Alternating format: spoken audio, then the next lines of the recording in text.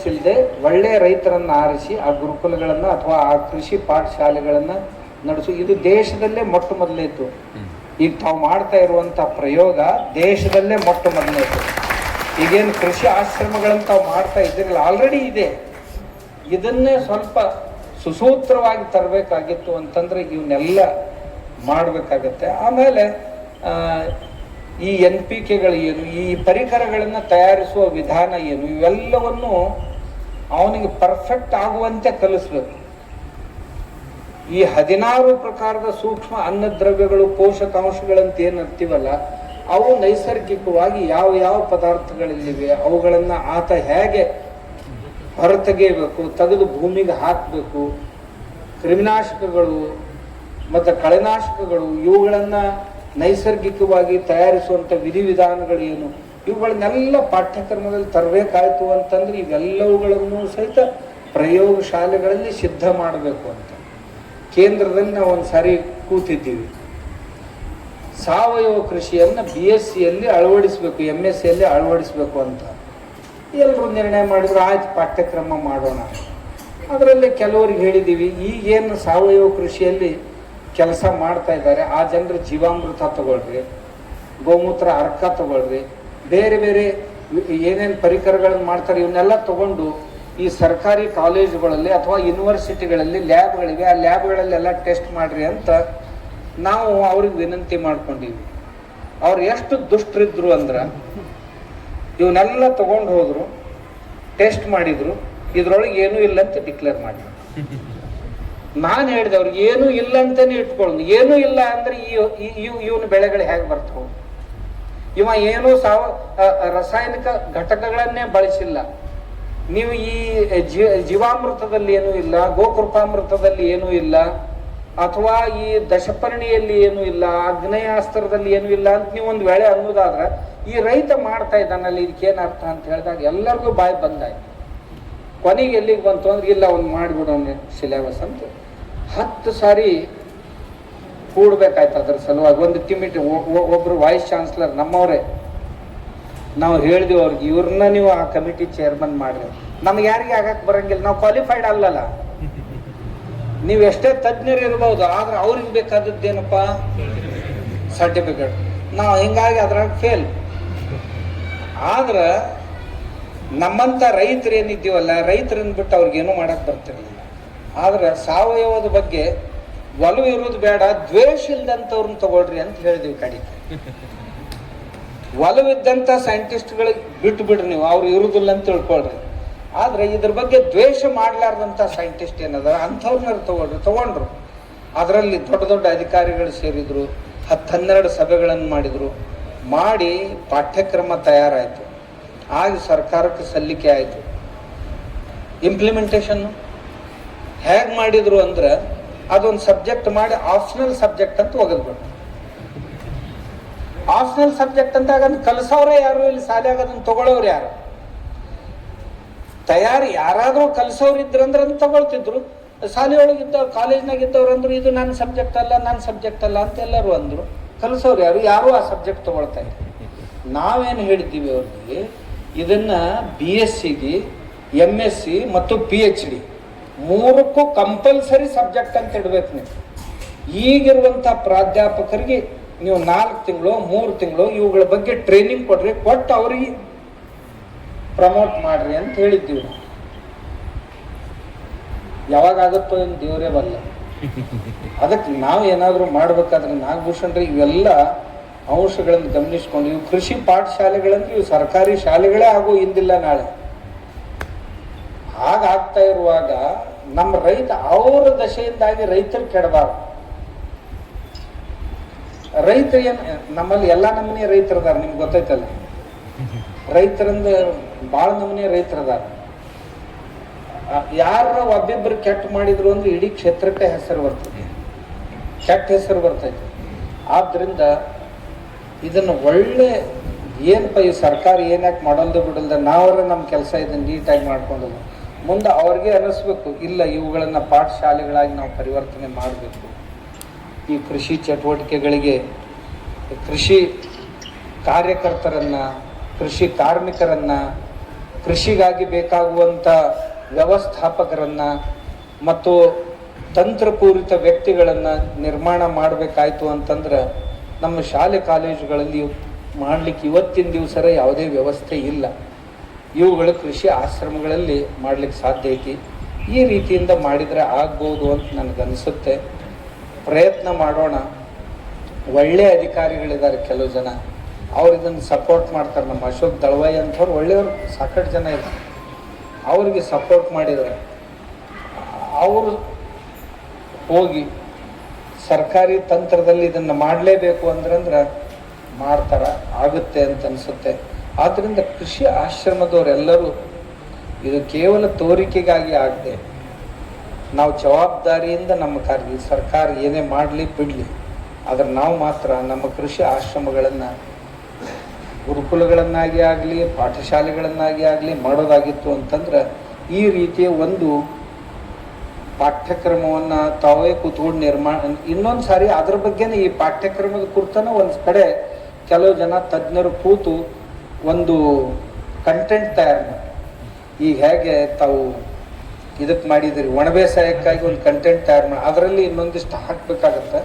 ಹಾಕಿ ಈ ಒಣಬೇಸಾಯ ಯಾವ ರೀತಿ ನಾವು ಮಾಡಬೇಕು, ಲಾಭದಾಯಕ ಕೃಷಿಯನ್ನಾಗಿ ಎಷ್ಟು ಬೆಳೆಗಳಂತೂ. ಈಗ ನಾವು ಮಳೆ ನೀರನ್ನು ಕೊಯ್ಲೋದು ಅಂತೀವಿ, ಮಳೆ ಆಗಲ್ಲ ಕೊಯ್ಲು ಮಾಡೋದು, ಮಳೆನೇ ಆಗೋದು ಕೊಯ್ಲು ಹೆಂಗೆ ಮಾಡೋರು? ಹಾಗಾದ್ರೆ ಮಳೆ ಆಗ್ಬೇಕಾದ್ರೆ ಏನ್ ಮಾಡ್ಬೇಕು? ಮಳೆ ಆಗುವುದಕ್ಕಾಗಿಯೇ ಕೆಲವು ಮಳೆಯನ್ನು ತರಿಸುವುದಕ್ಕಾಗಿಯೇ ಕೆಲವೊಂದು ತಂತ್ರಗಳಿವೆ. ಯಾವಾಗ ಆಗುತ್ತೆ ಮಳೆ? ನೀವು ಅದಕ್ಕಾಗಿ ಆ ನಮ್ಮ ಚಂದ್ರಶೇಖರ್ ಬೆರಾದಾರ್ ಇದ್ದಾನೆ, ಅವನು ಕರ್ಕೊಂಡು ಕೂಡ ಅವ್ರಿಗೆ ಗೊತ್ತಿದೆ, ಅವನು ಜಾಗತಿಕ ಮಟ್ಟದಲ್ಲಿ ಆ ಮನುಷ್ಯ ಕೆಲಸ ಮಾಡ್ತಾನೆ. ಏನು, ಈ ಭೂಮಿಯ ಮೇಲೆ ಒಂದು ಫಂಗಸ್, ವೈಟ್ ಫಂಗಸ್ ಇರುತ್ತೆ, ಗಿಡಗಳ ಎಲೆಗಳ ಮೇಲೂ ಆ ಫಂಗಸ್ ಇರುತ್ತೆ. ಆ ಫಂಗಸ್ನಿದ್ದಂಥ ಕೆಲವೊಂದು ಶಿಲೀಂಧ್ರಗಳು ಜೂನ್ ತಿಂಗಳನ್ನೇ ಸುಮಾರಿಗೆ ಈ ಬೇಸಿಗೆಯಲ್ಲಿ ಅತಿ ಬಿಸಿಲಿನಿಂದ ಮೇಲಕ್ಕೆ ಹೋಗ್ತಾವು. ಜೂನ್ದಲ್ಲಿ ಬರುವಂಥ ಮೋಡಗಳನ್ನು ಒಡೆಯುವಂಥ ಕೆಲಸವನ್ನು, ವಿಘಟಿಸುವಂಥ ಕೆಲಸಗಳನ್ನು ಈ ಶಿಲೀಂಧ್ರಗಳು ಮಾಡ್ತಾವೆ. ಆಮೇಲೆ ಇರ್ಲಿಕ್ಕಂದ್ರೆ ಮೋಡಗಳು ಹಿಂಗೆ ಹೋಗ್ತಾನೆ ಇರ್ತಾವೆ, ಒಟ್ಟ ಕೆಳಗೆ ಇಳಿಯಕ್ಕೆ ತಯಾರಿಲ್ಲ. ಹಾಗಾದ್ರೆ ಅವುಗಳನ್ನು ಇಳಿಸುವ ತಂತ್ರಗಳು ಏನು? ಒಂದು, ಇದು ವೈಜ್ಞಾನಿಕ ತಂತ್ರ ಏನು? ಎರಡನೇದು ನಮ್ಮ ಪಾರಂಪರಿಕ ತಂತ್ರಗಳಿವೆ. ಪಾರಂಪರಿಕ ತಂತ್ರಗಳಲ್ಲಿ ಕೆಲವೊಂದು ಯಾಗಗಳಿವೆ. ಎಂಥ ವನಸ್ಪತಿಗಳನ್ನು ಅದರಲ್ಲಿ ಹಾಕಬೇಕು, ಎಷ್ಟು ಹೊಗೆ ಏಳಬೇಕು, ಆ ಹೊಗೆ ಹೋಗಿ ಮುಟ್ಟೋದು ಹೇಗೆ ಮೋಡಗಳನ್ನು, ಆ ಮೋಡಗಳನ್ನು ಕರಗಿಸುವ ಬಗೆ ಏನು? ಹಾಗಾದ್ರೆ ಮೋಡಗಳು ಕರಗಿಸಿದ್ರೆ ಎಷ್ಟು ಏರಿಯಾದಲ್ಲಿ ಅದು ಮಳೆ ಆಗುತ್ತೆ ಅಂತ. ಇದು ನಮ್ಮ ಪಾರಂಪರಿಕ ತಂತ್ರನೂ ಇವೆ ಇದಕ್ಕಾಗಿ. ಅವುಗಳನ್ನು ಸಹಿತ ನಾವೀಗ ಪ್ರಯೋಗ ಮಾಡಬೇಕು. ಇರ್ಲಿಕ್ಕಂದ್ರೆ ನಾ ಹಿಂಗೆ ಮಾತಾಡಿದ್ನಂದ್ರೆ ನಾಳೆಗೆ ನಿಮ್ಗೆ ಗೊತ್ತೈತಲ್ಲ, ಅದೊಂದು ಗ್ಯಾಂಗ ತಯಾರಿರ್ತೈತಿ. ಮಂದೆಲ್ಲ ಚಂದ್ರನ ಮೇಲೆ ಹೊಂಟಾರ, ಈ ಸ್ವಾಮಿ ಎಲ್ಲ ಒಂದು ಗುಡ್ಡಕ್ಕೆ ಹೊಂಟ ನೋಡು ಅಂತ ಅನ್ನೋರು ಅದಾರ.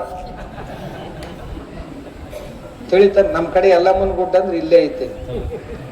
ಹಂಗೆಲ್ಲ ನಿಮ್ಮ ಕಡೆ ಮತ್ತೆ ಯಾವಾರ ಗುಡ್ಡ ಇರತ್ತಾವ. ಜಗತ್ತೆಲ್ಲಿ ಹೊಂಟೈತಿ? ಚಂದ್ರನ ಮೇಲೆ. ಸ್ವಾಮಿ ಎಲ್ಲಿ ಕರ್ಕೊಂಡು ಹೊಂಟಾನ ಅಂತ ಹೀಗೆ ಬುದ್ಧಿ ಓಡಿಸುವಂತ ದುಷ್ಟರು ಅದಾರ. ಆದ್ರೆ ವೈಜ್ಞಾನಿಕ ಹಿನ್ನೆಲೆ ಏನೂ ಗೊತ್ತಿರೋದಿಲ್ಲ ಅವ್ರಿಗೆ. ಈಗ ನಿಮ್ಮಲ್ಲಿ ಈ ಕೃಷಿಗಳಲ್ಲಿ ಬೇರೆ ಬೇರೆ ಕೃಷಿಗಳು, ನಾನು ಇನ್ನೊಂದು ಹೇಳೋದನ್ನು ಮರ್ತೆ ಆಗ್ಲೇ, ನಮ್ಮ ಪ್ರತಿಯೊಂದು ಇದ್ರೊಳಗೂ ಸಹಿತ ಅಗ್ನಿಹೋತ್ರಗಳು ನಡೀಲೇಬೇಕು. ಆ ಅಗ್ನಿಹೋತ್ರಗಳಿಂದ ಆಗುವಂಥ ಪರಿಣಾಮಗಳೇನೋ ವೈಜ್ಞಾನಿಕವಾಗಿ ಸಿದ್ಧವಾಗಿವೆ. ಅದು ಅಲ್ಲದೆ ತ್ರ್ಯಂಬಕ ಹೋಮಾದಿಗಳನ್ನು ನಾವು ಮಾಡಿದೀವಿ ಅಂದ್ರೆ ವಾತಾವರಣ ಶುದ್ಧಿ, ವಾತಾವರಣದಲ್ಲಿರುವಂಥ pH ನಲ್ಲಿ ಆಗುವಂಥ ಬದಲಾವಣೆ ಏನು, ಅಲ್ಕಲೈನ್ ನಲ್ಲಿ ಆಗುವಂಥ ಬದಲಾವಣೆ ಏನು? ಆಲ್ಕೋಹಾಲಿಕ್ ಇದ್ದದ್ದು ಅಲ್ಕಲೈನ್ ಆಗಬೇಕಾಗಿತ್ತು ಅಂತಂದ್ರೆ ನೀರಿನಲ್ಲಿ ಆಗಲಿ ಗಾಳಿಯಲ್ಲಿ ಆಗಲಿ ಇದನ್ನು ಮಾಡುವುದರಲ್ಲಿ ನಮ್ಮ ಇದು ಏನು? ಆಮೇಲೆ ಗಾಯತ್ರಿ ಜಪ ಮತ್ತು ಯಜ್ಞ ಮಾಡೋದ್ರಿಂದ, ಆ ಗಾಯತ್ರಿ ಜಪದಿಂದ ನಮ್ಮ ಹೊರ ಬಾಯಿಂದ 101 ಜಪಗಳನ್ನು ಮಾಡೋದ್ರಿಂದ ನಮ್ಮ ಉಸಿರಿನಿಂದ ಹೋಗುವಂಥ ಕಾರ್ಬನ್ನು ಅದೇ ಪ್ರಮಾಣದಲ್ಲಿ ಆ ಕುಂಡದ ಎದುರಿಗೆ ಕೂತ್ಕೊಂಡು ನಾವು ಮಾಡುವಾಗ ಆ ಧೂಮ್ರ ಒಳಗೆ ಹೋದ ನಂತರ ರಾಸಾಯನಿಕ ಪ್ರಕ್ರಿಯೆಗಳಲ್ಲಿ ಏನೇನು ಬದಲಾವಣೆ ಆಗುತ್ತೆ ಅನ್ನೋದು ಈಗ ವೈಜ್ಞಾನಿಕವಾಗಿ ಮತ್ತು ICMRದವರು ಸಹಿತ ಪ್ರಾಯೋಗಿಕವಾಗಿ ಸಿದ್ಧಪಡಿಸಿದಂತಹ ಕೆಲವೊಂದು ರಿಪೋರ್ಟ್ಸ್ ಇವೆ. ಅದನ್ನ ಯಾರೂ ಓದ್ಲಾರ್ದನ ಇದೊಂದು ಮೂಢನಂಬಿಕೆ, ಇದೊಂದು ಏನೋ ಹಳ್ಳಿ ಭಾಷೆ ಒಳಗೆ ಅಥವಾ ಮೌಢ್ಯ ಅಂತ ಏನೂ ನೋಡಿಲ್ಲ. ಅಂದ್ರೆ ಈ ನರಿಗಳೆಲ್ಲ ದ್ರಾಕ್ಷಿ ಬಾಯಿಗೆ ಬರಲಿಲ್ಲ ಅಂದ್ರೆ ಅದು ಹುಳಿ ಅಂದ್ಬಿಡು ಅನ್ನೋ ತರ ಕೆಲವು ಜನ ಮಾಡ್ತಿರ್ತಾರೆ. ಹಾಗಲ್ಲ, ನಾವು ಯಾವುದನ್ನೇ ಮಾಡಬೇಕಾಗಿತ್ತು ಅಂತಂದ್ರೆ ಚೆನ್ನಾಗಿ ವಿಚಾರ ಮಾಡಿ ಮಾಡುವಂತಹದ್ದು ಆಗಬೇಕು. ಹೀಗೆ ಕೃಷಿ ನಮ್ಮ ಆಶ್ರಮಗಳು ದಿನದಿಂದ ದಿನಕ್ಕೆ ಹೊಸ ಹೊಸ ಹೊಸ ಹೊಸ ಪ್ರಯೋಗಗಳನ್ನು ತಮ್ಮಲ್ಲಿ ಅಳವಡಿಸಿಕೊಳ್ಬೇಕು ಅಂತ ಹೇಳ್ತಾ, ಮಾವಿನ ಬೆಳೆಗಳಿಗೆ ಅದೊಂದು ನಾನು ಈಗ ಮಾವಿನದು ದೊಡ್ಡ ಸಮಸ್ಯೆ ಅಂದ್ರೆ ಹೂ ಉದುರ್ತಾ ಇದೆ. ಹೂ ಬರುತ್ತೆ ಗಿಡಕ್ಕೆ, ಆದ್ರೆ ನಿಲ್ಲೋದಿಲ್ಲ. ಹೌದಾ? ನೀವು ಯಾರಾದ್ರೂ ನಿರೀಕ್ಷಣೆ ಮಾಡಿರ ಎಷ್ಟು % ಹೂವು ಕಾಯ ಆಗತ್ತೆ ಅಂತ? 15% ನಮ್ಮ ದೇಶದಾಗ ಇನ್ನ ಎಲ್ಲಿ ಆಗಿಲ್ಲ. ಕನಿಷ್ಠ 6ರಿಂದ 7% ಫಲಧಾರಣೆ ಆಗ್ಬೇಕು. 6ರಿಂದ 7%, 1% 2% ಅಂದ್ರೆ ಇದು ಕನಿಷ್ಠ. ಗರಿಷ್ಠ ಅಂದ್ರೆ 6ರಿಂದ 7% ಫಲಧಾರಣೆ ಆಗ್ಬೇಕು. ಆದ್ರೆ ಒಂದೊಂದು ಸಾರಿ ಏನಾಗುತ್ತೆ, ಎಲ್ಲನೂ ಬಿದ್ದು ಹೋಗುತ್ತೆ. ಅದಕ್ಕೆ ಬೇರೆ ಬೇರೆ ಕಾರಣಗಳಿವೆ. ಮಣ್ಣಿನಲ್ಲಿರುವಂಥ ಪೋಷಕಾಂಶಗಳ ಕೊರತೆ, ಆಮೇಲೆ ಯಾವ ಸಸಿ ಆ ವಾತಾವರಣಕ್ಕೆ ಒಗ್ಗುತ್ತೋ ಇಲ್ಲೋ ಅನ್ನೋದನ್ನ ನೋಡದೆ ಬಂದಿದೆ ಮಾರ್ಕೆಟ್ನಲ್ಲಿ ಅಂತ ತಂದು ಹಚ್ಕೊಂಡು ಬಿಟ್ಟಿವಿ. 3ನೇದಾಗಿ ಆ ಮಣ್ಣಿನಲ್ಲಿರುವಂಥ ಪೋಷಕಾಂಶಗಳನ್ನು ಪಡೆಯುವಲ್ಲಿ ಆ ಸಸಿ ಎಷ್ಟು ಯಶಸ್ವಿಯಾಗಿದೆ. 4ನೇದಾಗಿ ಈ ಬೇರೆ ಬೇರೆ ಕೀಟಗಳು ಮತ್ತು ಶಿಲೀಂಧ್ರಗಳ ಸಮಸ್ಯೆಯಿಂದಾಗಿ. ಆಮೇಲೆ 5ನೇದಾಗಿ ಈ ವಾತಾವರಣದಲ್ಲಿ ಬದಲಾವಣೆಗಳಾಗ್ತಿರ್ತಾವ. ಒಂದು ಸಾರಿ ಹೂ ಬಂದಿರ್ತೈತಿ, ತಕ್ಷಣ ಏನೋ ಸಿಕ್ಕಾಪಟ್ಟೆ ಮಳೆ ಬಿದ್ದು ಬಿಡ್ತೈತಿ, ಆಣೆಕಲ್ಲು ಬೀಳುತ್ತೆ. ಅಥವಾ ಒಂದೊಂದು ಸಾರಿ ಜೇನು ಹುಳುಗಳೇ ಅವರ ಹತ್ರ ಎಲ್ಲಿ ಸುಳಿಯೋದಿಲ್ಲ. ಅತಿ ಮಹತ್ವದ ಅಂಶ ಅಂದ್ರೇನು, ಪರಾಗೀಕರಣನೇ ಆಗೋದಿಲ್ಲ. ಅವಾಗೆಲ್ಲ ಉದುರಿ ಬಿದ್ದು ಬಿಡ್ತು. ಯಾಕೆ ಆಗೋದಿಲ್ಲ ಪರಾಗೀಕರಣ ಅಂದ್ರೆ, ಆ ಪ್ರದೇಶದಲ್ಲಿ ಎಲ್ಲ ಕಡೆನೂ ರಾಸಾಯನಿಕ ಕೃಷಿಯನ್ನ, ಪೆಸ್ಟಿಸೈಡ್ಗಳನ್ನ ಬಳಸಿರೋದ್ರಿಂದ ಜೇನು ಹುಳುಗಳು ಬಹುತರವಾಗಿ ನಷ್ಟವಾಗಿ ಹೋಗಿವೆ. ಹೀಗಾಗಿ ಇವುಗಳ ಹತ್ತಿರ ಯಾರು ಬರದೇ ಇದ್ರೆ ನಾವು ಏನ್ ಮಾಡಿದ್ರು ಅವು ಫಲಧಾರಣೆ ಆಗೋದಿಲ್ಲ. ಇನ್ನು ನಾವು ಮಾಡಬೇಕಾದದ್ದು ಏನು? ಜೇನು ಹುಳುಗಳು ಸಮೀಪ ಬರಲಿಕ್ಕೆ ಒಂದು ವಾತಾವರಣವನ್ನ ಆ ತೋಟದಲ್ಲಿ ತಯಾರ ಮಾಡಬೇಕು. ಜೇನು ಹುಳುಗಳು ಕನಿಷ್ಠ ನಮ್ಮ ಹೊಲದಲ್ಲಾದ್ರೂ ಜೇನು ಹುಳುಗಳು, ನಮ್ಮ ಮಾವಿನ ತೋಟದಲ್ಲಾದ್ರೂ ಜೇನು ಹುಳುಗಳು ಬರಬೇಕಾಗಿತ್ತು ಅಂದ್ರೆ, ಆಮೇಲೆ ಅದರ ಜೊತೆಗೆ ಈ ಜಿಟ್ಟೆಗಳು, ಬಟರ್ಫ್ಲೈಸ್, ಇವು ಆ ವಾತಾವರಣದಲ್ಲಿ ಬರಬೇಕಾದ್ರೆ ಇಂತಿಂಥ ಗಿಡಗಳು, ಇಂತಿಂಥ ಹೂವಿನ ಗಿಡಗಳು, ಸಸ್ಯಗಳು ಅಕ್ಕಪಕ್ಕದಲ್ಲಿ ಇರಬೇಕು. ಅವುಗಳನ್ನು ನಿರ್ಮಾಣ ಮಾಡೋದು ಒಂದು. 2ನೇದಾಗಿ ನೀರಿನಲ್ಲಿ ತೇವಾಂಶ ಎಷ್ಟು ಇರಬೇಕು. ಹೆಚ್ಚಿದ್ರೂ ಹೂವು ಕಾಯ ಆಗೋದಿಲ್ಲ. ಆಮೇಲೆ ಕಡಿಮೆ ಆದರೂ ಸಹಿತ ಮಾವಿನ ಗಿಡಕ್ಕೆ ತಾನೇ ಬದುಕೋದು ಕಷ್ಟ ಆಗಿತ್ತು ಅಂತಂದ್ರೆ, ಇನ್ನು ಹೂವುಗಳನ್ನ ಕಾಯಿಗಳನ್ನಾಗಿ ಪರಿವರ್ತಿಸಿ ಅವಕ್ಕೆ ಎಲ್ಲಿಂದ ಶಕ್ತಿ ತಂದು ಕೊಡುವುದು ಅಂತ ಅದು ಮೊದಲೇ ಬಿಟ್ಟು ಬಿಡುತ್ತೆ. ಯಾಕಂದ್ರೆ ಮೊದಲು ತಾನು ಬದುಕಲಿಕ್ಕೆ ಪ್ರಯತ್ನ ಮಾಡುತ್ತೆ. ಆವಾಗ ಆ ಮಣ್ಣಿನಲ್ಲಿ ತೇವಾಂಶ ಎಷ್ಟು ಇರಬೇಕು, ಕನಿಷ್ಠ ಇಷ್ಟಿರಬೇಕು, ಗರಿಷ್ಠ ಬೇಡ, ಕನಿಷ್ಠ ಇಷ್ಟೇ ಇದ್ದರೆ ಸಾಕು. ಆ ರೀತಿಯ ನಿಮ್ಮ ಮಣ್ಣಿನ ಸ್ವಭಾವವನ್ನು ನೋಡಿಕೊಂಡು ಅದನ್ನು ಪೂರೈಸುವಂಥ ಕೆಲಸ ಆಗಬೇಕು. 3ನೇದಾಗಿ ಈ ಹೋಮಿಯೋಪತಿಯಲ್ಲಿ ಕೆಲವೊಂದು ಮೆಡಿಸಿನ್ಗಳು ಬಂದಿವೆ. ನಾನು ನಿಮಗೆ ಪರಿಚಯ ಮಾಡಿಸ್ಕೊಡ್ತೀನಿ ಅವ್ರನ್ನ. ಅವುಗಳನ್ನು ಯಾವಾಗಿಂದ ಯಾವ್ಯಾವ ಕಾಲದಲ್ಲಿ ಹೇಗೆ ಸ್ಪ್ರೇ ಮಾಡಬೇಕು ಅನ್ನೋದು ಒಂದಿದೆ. ಅದು ತುಂಬ ಪರಿಣಾಮಕಾರಿಯಾದಂಥ ಔಷಧ, 100ಕ್ಕೆ 100 ಸಕ್ಸಸ್ ಆದಂಥವ್ರದ್ದು ನಾನೊಂದು ಒಬ್ಬಿಬ್ಬರು ಪರಿಚಯ ನಿಮಗೆ ಮಾಡಿಸ್ಕೊಡ್ತೇನೆ. 2 ಇನ್ನೊಂದು ನೀವು ಮನೆಯಲ್ಲಿ ಮಾಡಬೇಕಾದಂಥವು ಒಂದು 2-3 ವಿಧಾನಗಳಿವೆ. ಅವುಗಳಲ್ಲಿ ನಾನು ಒಂದನ್ನು ಈಗ ಹೇಳ್ತೇನೆ ತಮ್ಗೆ. ಏನು ಅಂದರೆ, 5 ಲೀಟರ್ ನೀರು, 1 kg ಅಕ್ಕಿ ಚೆನ್ನಾಗಿ ಕುದಿಸ್ಬೇಕು. ಎಷ್ಟು ಅಂದ್ರೆ ಅಂಬಲಿ ಆಗುವಷ್ಟು ಅದನ್ನ ಕುದಿಸ್, ಪಾಯಸ ಆದಂಗೆ ಆಗ್ಬೇಕು, ತಿಳುವಾದ ಪಾಯಸ ಆದಂಗೆ ಆಗ್ಬೇಕು. 5 ಲೀಟರ್ ನೀರು, 1 kg ಅಕ್ಕಿ. ಇದು ಬರೀ ಅವ್ರಿಗೆ ಸಮಸ್ಯೆ ಅಂತಲ್ಲ, ಯಾವುದೇ ಹಣ್ಣಿನ ಗಿಡಗಳಿರ್ಲಿ, ಬೇಕಾದ ಹಣ್ಣಿನ ಗಿಡಗಳಿರ್ಲಿ, ಅವೆಲ್ಲ ಹೂಗಳು ಉದುರಬಾರ್ದು. ಮ್ಯಾಕ್ಸಿಮಮ್ ಫಲಧಾರಣೆ ಆಗಬೇಕು ಅಂತಿತ್ತು ಅಂದ್ರೆ ಎಲ್ಲರೂ ನೆನಪಿನಲ್ಲಿ ಇಟ್ಕೊಂಡು. ಆ ನಂತರ 10 ಲೀಟರ್ ನೀರಿಗೆ 1 ಲೀಟರ್ ಈ ಪಾಯಸವನ್ನ ಹಾಕಿದ್ರಿ ಅಂದ್ರೆ ಆ 10 ಲೀಟರ್ ನೀರನ್ನ ಆ ಗಿಡದ ಸುತ್ತಲೂ ಸಹಿತ ಸ್ವಲ್ಪ ಗುದ್ದಲಿಯಿಂದ ಸ್ವಲ್ಪ ಹಾಕಿದ ಡ್ರೆಂಚಿಂಗ್ ಅಂತೀವಲ್ಲ, ನಾವು ಡ್ರೆಂಚಿಂಗ್ ಮಾಡುವ ಎಷ್ಟು ವಾರಕ್ಕೊಂದು ಸಾರಿ ಅಂತೆ ಆದರೂ ಒಂದು 4-5 ಸಾರಿ ಮಾಡಿದ್ರೆ ಬಹಳ ಒಳ್ಳೆಯದು.